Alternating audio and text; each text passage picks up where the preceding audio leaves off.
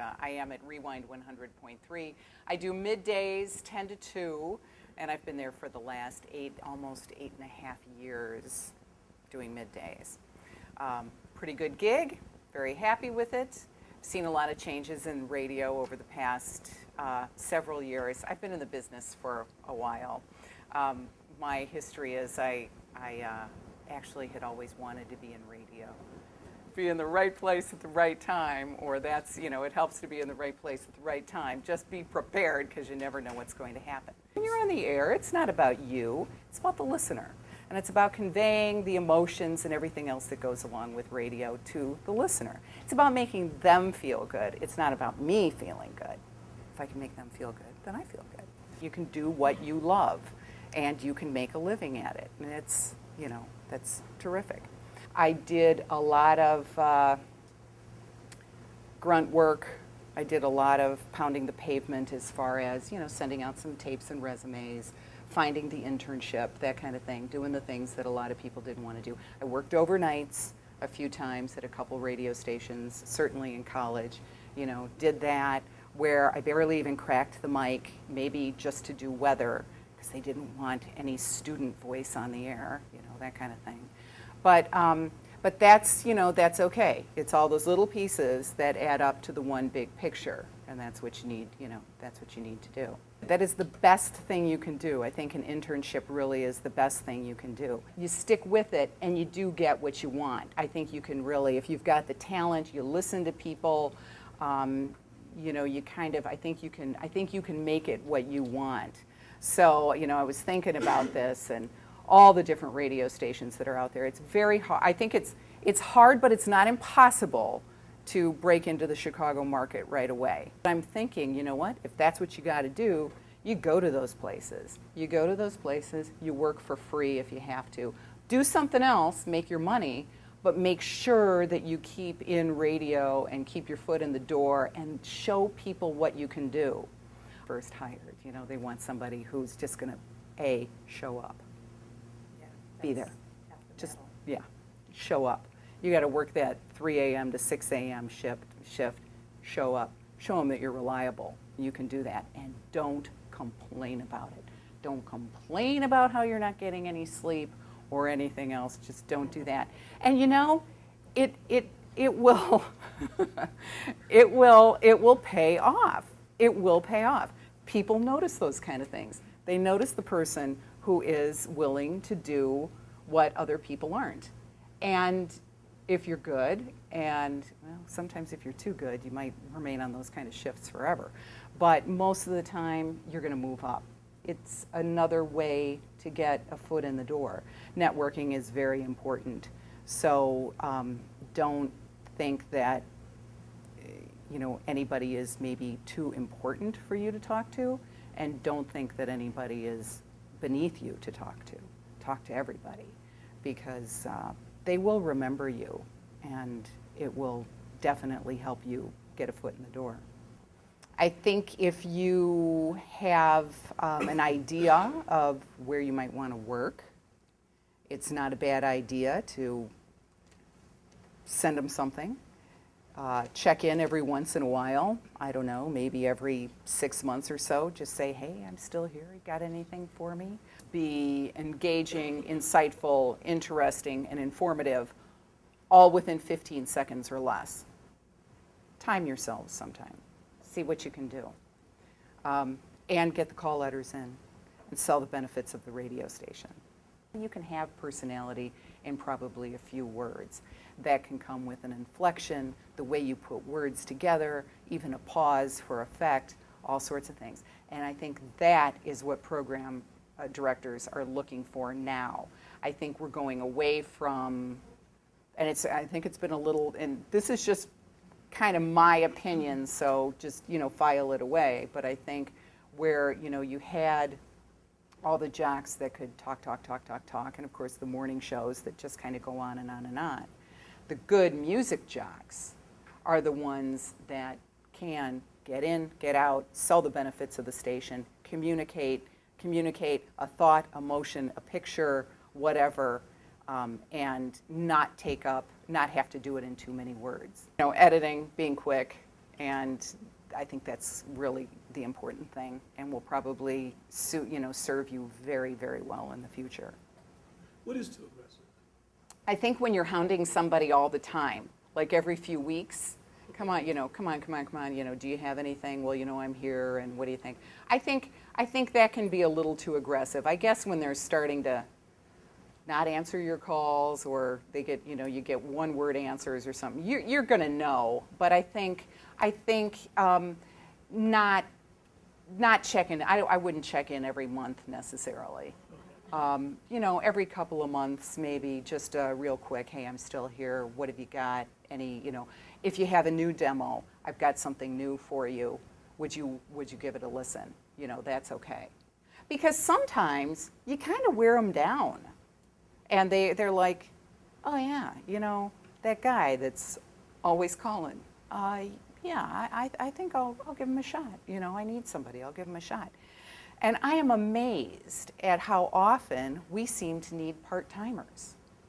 I mean, it's like I would imagine other stations in the market are like this too, that they just go through part-timers quite a bit. You always need somebody that can work a weekend shift or can be a vacation fill-in or something. And, You mentioned the demo. You kind of talked about, you alluded to how long it should be. So how long should the demo be? And what should it consist of? Okay. Demo should basically be probably 3 to 5 minutes. Because the first thing they're going to listen to is they're going to listen to your voice. If they don't like your voice, out. So that's 5 seconds right there. The next thing they're going to listen for is how do you work with the music? And how do you communicate? If there's a lot of ums, stumbles, you're out of there too. Forget that. I think most programmers want somebody who just talks normally, like you're talking to a friend. They don't want the jock who's yelling or too hyper or whatever. They don't want that. I don't think you necessarily have to be the funny person on the air. I mean, and certainly, sorry, I'm hitting my mic. That certainly isn't me. I mean, I kind of found, I think early on, I'm not the funny person. I'm a great straight person if I could work with somebody, but I never have. So my thing is, all right, I might set up the punchline, but I figure, the listener's got a better punchline than I do. So I'll just, throw it out there. Plus, I'm kind of, throughout my career, I'm talking to moms. Oh, we'll get to this too. Keep your demo in mind. Whatever the radio station's demographic is, always keep them in mind, which sometimes means putting your stuff aside. And what you may think is brilliant and a really funny joke, if your station's going after a 40-year-old female with little kids in the car, maybe your joke isn't appropriate for that. So you really do have to consider your audience. And that's one thing that they're going to look for on a demo too. You might want to tailor your demo to the radio station. So say your experience has been rock or your interest is rock, but here's an AC station like LIT or even like ours. A little edge is okay to your sense of humor or your delivery or whatever, it's okay, but you might want to tailor it more toward what they're doing. And this is what I did for the job at LIT. I was working out in Aurora. It was a hot AC, and it was just, oh my God, it just seemed like we were just yelling all the time on the air, talking real fast.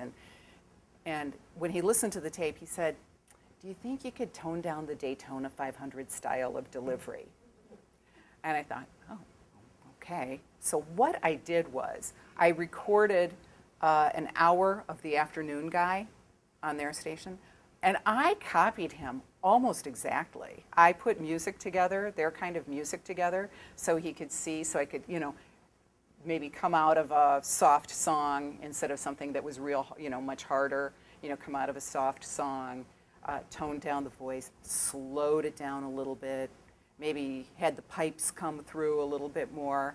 I used their liners. I even did I I think, a traffic report or a news report, because that's what he did and that's what they did in the afternoons. So I did that. And it worked. Don't be phony. Be real. Be you. You know what? Sometimes you... Right. Well, I was loud. I was definitely loud because I was doing this hot AC to a real soft AC. So all I did was just bring it down. I just brought the intensity down a little bit and, you know, just softened it up and slowed it down. And still, when they hired me, he'd call me up. He'd hotline me. And he was like, you're talking too fast. You're talking too fast. Slow it down. And you always try to sound happy on the air. Do not sound like a downer. A lot of people, our natural voices in conversation tend to be kind of monotone sometimes. And it's like, oh, boy, on the air, it doesn't come off real well. Sound like you're pissed off. Don't do that. But I don't think there's anything wrong with focusing on a radio station that you like, that you would want to work at, copying what they do, and sending them a tape of that. Sometimes we're going to say kind of the same things in the same way. So one of the challenges is trying to come up with different ways of saying the same thing. You're going to have to find, you'll find that a lot in your career.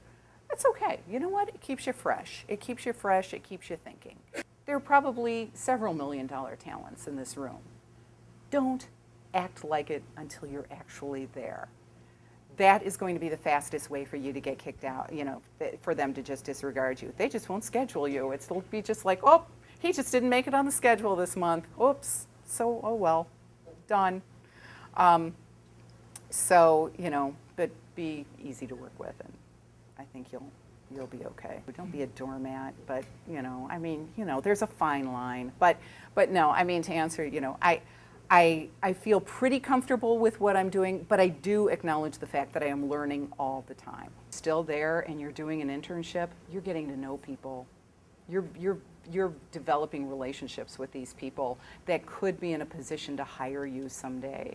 So what the heck? Just get your voice on the air. You want to be on the air? Just get your voice on the air. Even if you're reading PSAs or announcements to the people that are living in the bush that don't have regular phone service, get on the air. Because make your mistakes there. You're not going to be perfect. Like, you're going to be in the business for 30 years and you're still going to be learning. And you know what? After 30 years, somebody is still not going to like you and think that, they're not that great. Or you just won't fit somewhere. That's just the way it goes. But you will fit somewhere. You will be, you know, there are other jobs out there. There are other opportunities out there.